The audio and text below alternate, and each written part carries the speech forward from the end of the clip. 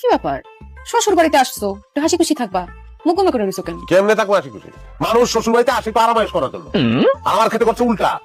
শাড়িগুলার যন্ত্রণায় দুলা ভাই হয়তো আমি না উচ্চারণ করতে না করতে ইচ্ছা আছে। আচ্ছা তোরা এত রাতে করে এক্সারসাইজ করতে। দুলা ভাইয়ের কাছে একটা প্রস্তাব নিয়ে এসেছি আপা। কি প্রস্তাব?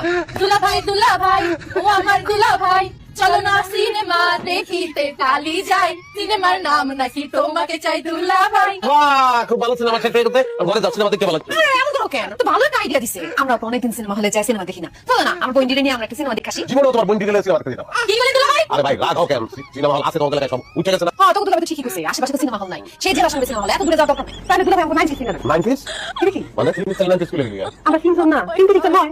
এক পিস দাও ক্ষমতা আমার নাই, টাকা পয়সা আছে সব চলে গেছে, কেন দিব আমি? আচ্ছা দুলা ভাই বুঝছি, আপনার কাছে টাকা নেই, তাহলে কাল কাম করে দোকানে নিয়ে চকলেট সাউস চিপস এগুলো খাও।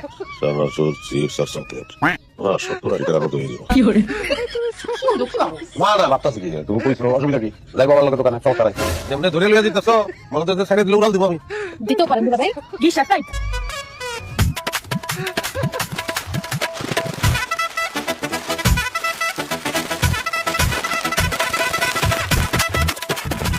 দেখো কি আজকে শুনি অবস্থা এটা সিগারেট লছো তোমরা কি সিগারেট খাও নাকি? রাখো রাখো রাখ কোথায় বাচ্চা চিপস চকলেট তাও শুনে তাও একটা করে দোকানে খালি করে লইছে। জানাই 4200 টাকা বিল হইছে, টাকা দেন। কি কোন না কোন 4200 টাকা